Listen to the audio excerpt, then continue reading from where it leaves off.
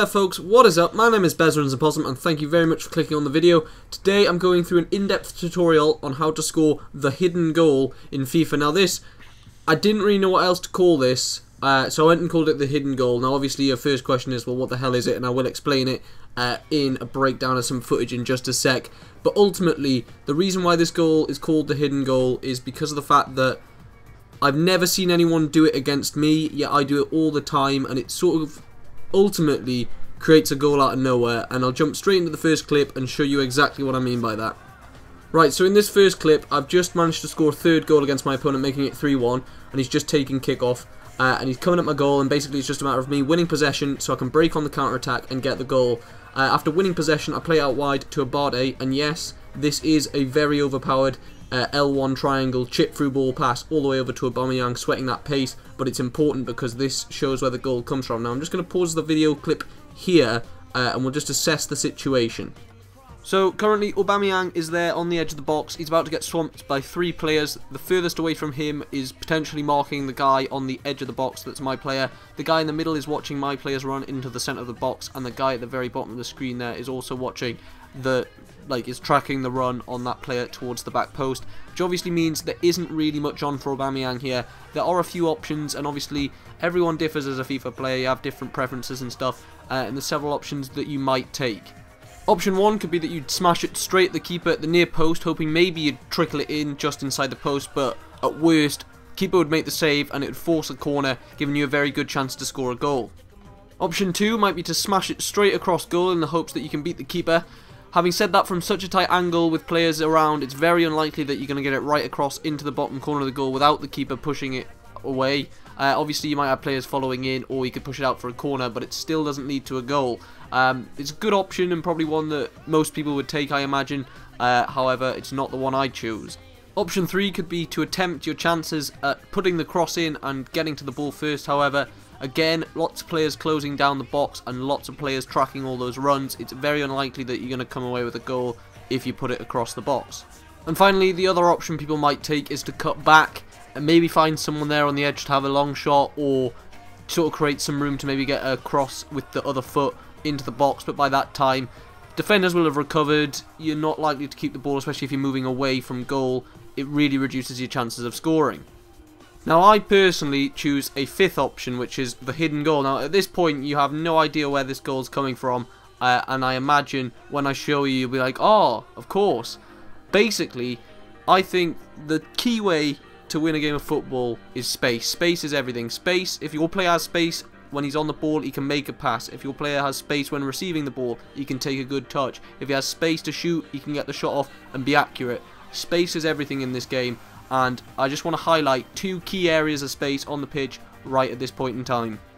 The first area of space I want to point out is obviously the tons of space that you have in the centre of the box there. Now, basically, the reason why we're going to totally disregard all this space in the middle is because of the fact that, you know, we assessed option 3 before. It wasn't really viable because of the fact that by the time the ball gets into this space, it'll be flooded with players that want to get the ball out of the box, so there's a good chance that you won't be able to create a goal from it.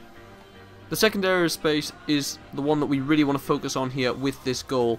Now, when you're coming in at a tight angle that Aubameyang is here, everyone forgets about the space behind the goalkeeper there, because he's basically still on his line, but people don't realise that he's right at his front post. There is absolutely tons of space behind the goalkeeper, and no one thinks, actually, if we can get the ball up and then back down before we sort of put it in the back of the net, we've got ourselves a goal, because everyone thinks to either just smash it or get it across the box. No one thinks over the top, because when you think chip goals, you think the keeper's rushing you, he's come off his line.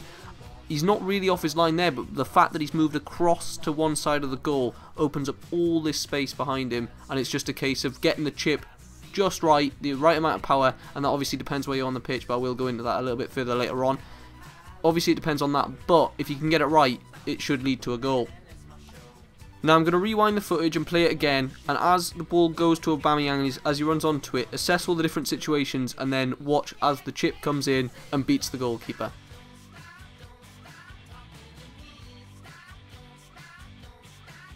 And yes, I am shushing this guy because after he scored a header to get a goal back when I was 2-0 up, he decided to shush me, so now that I'm 4-1 up I'm really rubbing it in. But Not gonna lie, it is a very difficult move to pull off, but when you get it right, you saw there, absolutely untouchable, and the goal sort of came out of nowhere. He had defended really well, he'd covered all possibilities except for the up and over, the up and down, over the top of the keeper. Really strong goalkeeper as well. I think he has a Handanovic in goal, and even he can't manage to get to the ball because the ball's just straight up in the air, all that space behind, and he just sneaks it in on that far side. In this next clip, I will explain how and where you should be doing the technique. Gilardino playing a 1-2 with Pirlo there to create a lot of space. Basically, you want to be coming in at this side angle here. Now, I've created this sort of little graphic to sort of explain it better. The green triangle is obviously the optimum best place you can be in if you want to try and chip across the goal.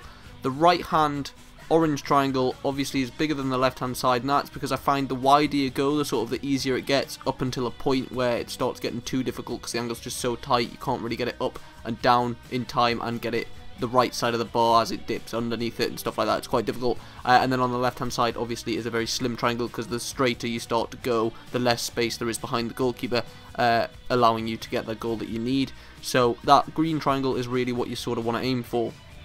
As for shot power, it totally depends on where you are in the box. I cannot lie, you sort of have to find this yourself, get used to what is the right sort of power where.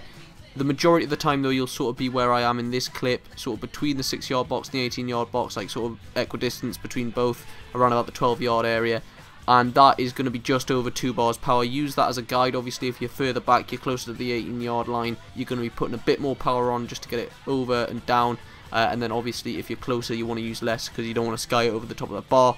But like I say, it is a matter of adjusting the power depending on where you are. It takes practice, but I definitely recommend you give this technique a go. Try and get used to it because you can produce goals where you would have thought you wouldn't have been able to. A little chip over the top there is all you'll need. And for those of you unaware on how to chip, just in case there are a couple of you out there, I'm pretty sure you all know, but just in case you don't, L1 and circle is how you do it on PlayStation, and then LB and B is how you do it on Xbox. Obviously the power is everything. You've got to get it right. You've got to find that balance between not getting it too powerful so that it goes over the bar, but obviously you've got to put enough power so it gets over the keeper, and it will come with time. Just practice it and you will get it. But this is a really good attack to have in your arsenal on the grounds that it's unexpected. They think they're covered you. They think, oh well, the keeper will save this because he's so close. It's such a tight angle he won't be able to put it in, but no one really looks at the space behind the goal. Well guys, this is basically the end of the tutorial. I've tried to sum it up as best I can.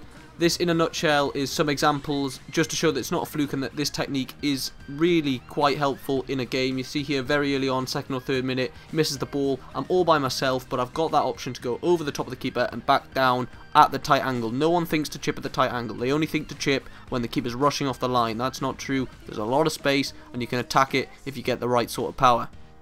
Now, all the clips I've shown you so far have been in online games. This one, however, isn't. This is against the computer, but the principle still applies. Aubameyang behind the defence, tight angle, lots of space behind the keeper though. Beautiful chip, gets it just right to sneak under the bar and give me that second goal against Palacio. Now, this last clip I'm going to show you is something slightly different. Again, back online. This sort of shows that the more practice you get with this technique, the more likely you are to be able to score, even if the angle isn't really too tight. As long as you're sort of just to the side of the goal, you can get that diagonal chip across the keeper. De Gea here, my opponent fucks up, trying to skip the replays, ends up passing it out short, and I'm able to intercept. I read where he's going to put it. Slight angle, see all the space behind, get the chip, and just on the underside of the bar. I had to get that perfect power. Slightly more would have hit the bar full on, and slightly less, De Gea probably would have caught it. But it just sort of goes to show that the more you get used to getting the right power, the more you can get these goals. I mean, that is just delicious, absolutely perfect. And I want to see you guys try these. Like, hopefully after seeing this, I'll end up going online and getting like, I would like to see myself get scored against using this technique, because it means I've done my job with the tutorial, but also because I think those goals just look so badass when you pull them off. So that's it, guys. Hopefully you learned something new today. I know it's a really sort of a niche tutorial, it being like a separate technique, but ooh, look at that chip. Ooh. So, you know, really hope you try this technique out. Give it a go, see how it works for you. It does take a fair bit of practice to get the power right. You do have to do it a fair few times, but all I'm saying is that option is available. Don't just rule it out as a chip because you're so far to the side. No one really sees the space behind the keeper, They just assume if the keeper's on his line, it's not worth chipping. Wrong. It's worth having a go. Anyway, guys, if you enjoyed the video and you learned something and you're going to try this technique, please give it a like. I'd really appreciate that. If you're new to the videos, please hit the subscribe button. I'd really appreciate that as well. And hopefully, I'll see you all in the next video on my channel. Thank you and goodbye.